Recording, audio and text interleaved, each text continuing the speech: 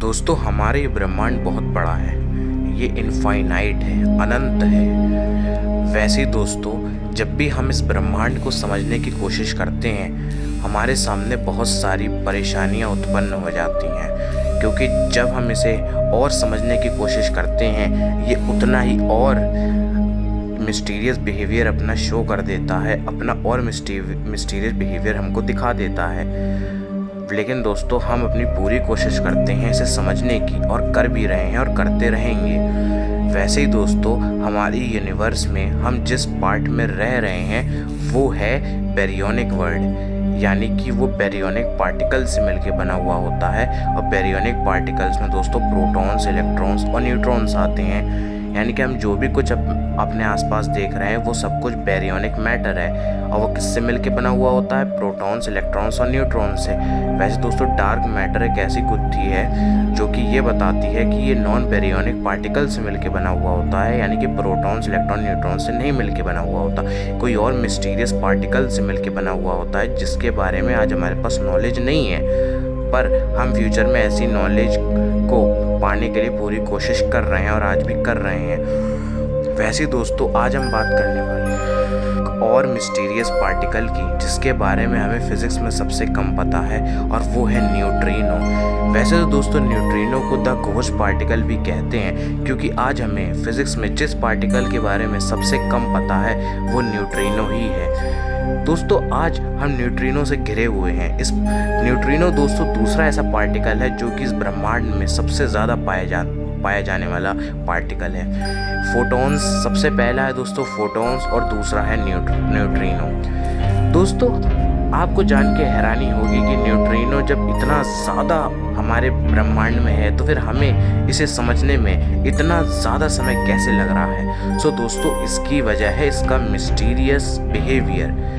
दोस्तों, इसके mysterious properties, जैसे कि न्यूट्रिनो दोस्तों इनविजिबल पार्टिकल होता है। इसके पास मास बहुत कम होता है।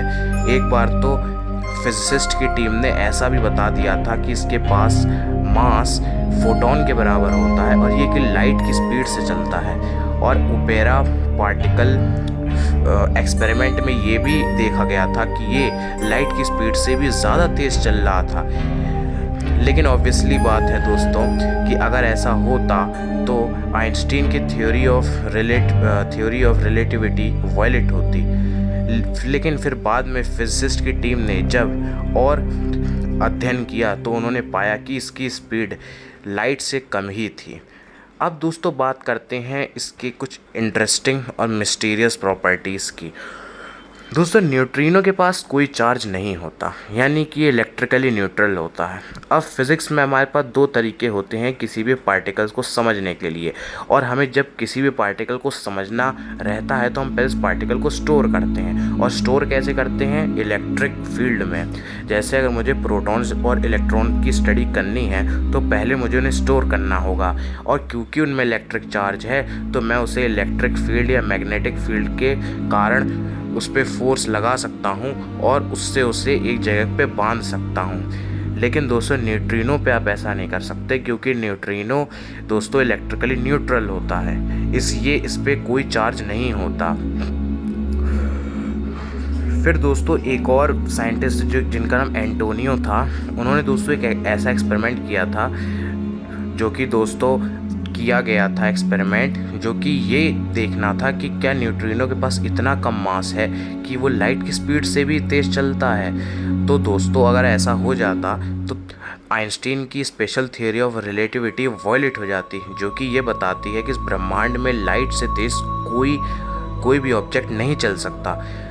लेकिन दोस्तों, ऐसा उन्होंने पाया कि वो लाइट की स्पीड से भी तेज़ चल रहा था। लेकिन जब फिजिसिस्ट की पूरी टीम वहाँ पहुँची और उन्होंने फिर अध्ययन किया बहुत गहरे रूप में, तो उन्हें पता चला कि ये एक वायर की या उनके कुछ कैलकुलेशन मिस्टेक्स ऐसा हुआ था, ये लाइट की स्पीड से थोड़ा कम ही तेज़ चल रहा है। दोस्तों, अब हम बात करते हैं न्यूट्रिनो के बारे में, कि न्यूट्रिनो को जब हमें पता ही नहीं कि न्यूट्रिनो मतलब कि इसके पास ना कोई चार्ज होता है, ना इसके पास मास बहुत ज़्यादा, बल्कि इसका मास फोटॉन से थोड़ा सा ही ज़्यादा है, तो हमें इस पार्टिकल के बारे में पता कैसे चला?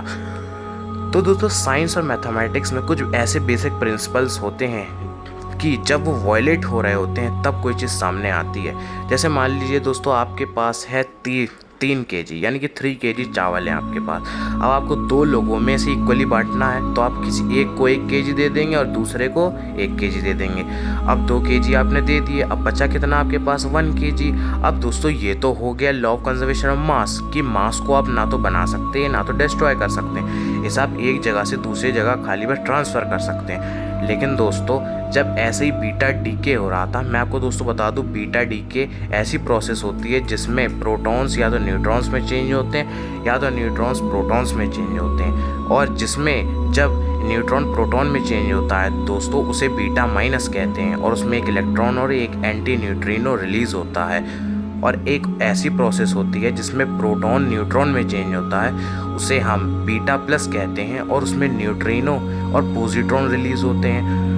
अब दोस्तों जब बीटा डीके हो रहा था तो देखा गया कि न्यूट्रॉन जब प्रोटॉन में चेंज हो रहा था तो उसमें ये देखा गया इलेक्ट्रॉन तो निकल रहा था, लेकिन इलेक्ट्रॉन की एनर्जी हमें पता है law of conservation of energy से कि ना तो एनर्जी क्रिएट हो सकती है ना तो एनर्जी डिस्ट्रॉय हो सकती है, वो बस खाली एक से दूसरा ट्रांसफ़र हो सकती है। तो वैसे ही दोस्तों जब प्रोटॉन्स न्यूट्रॉन में चेंज हो रहा था तो वो इलेक्ट्रॉन की जितनी टोटल एनर्जी थी वो उससे मैच नहीं कर रही थी। तो साइंटिस्ट लोगों ने कहा कि एक ऐसी और पार्टिकल है जो कि बीटा डीके के दौरान निकल रहा है पर वो हमें दिख नहीं रहा, और उसका मास प्रोटॉन्स के 100वें हिस्से से ज़्यादा नहीं होना चाहिए, और वो इनविजिबल होना चाहिए, और उसके पास कोई चार्ज नहीं होना चाहिए, ऐसा फिजिसिस्ट लोगों ने कहा। कुछ दिनों तक तो दोस्तों, बहुत सालों तक तो ये पार्टिकल सिर्फ पेज में यानी कि कागज़ पे था, थ्योरीज़ में था, लेकिन बाद में 1965 में इसकी डिस्कवरी हो गई। अब दोस्तों इसकी डिस्कवरी की बात हम किसी और वीडियो में करेंगे, लेकिन आज हमने डिस्कस किया कि न्यूट्रिनो क्या है और न्यूट्रिनो को किस तरह डिस्कवर किया गया। वो दोस्तों डिस्कवर किया गया था बीटा डीके के दौरान, बीटा डीके में कि एनर्जी कहाँ पर कंजर्व हो रही थी। तो दोस्तों ऐसे mysterious particle, ghost particle neutrino का सबसे पहले वहाँ पर वर्ड बनाया गया।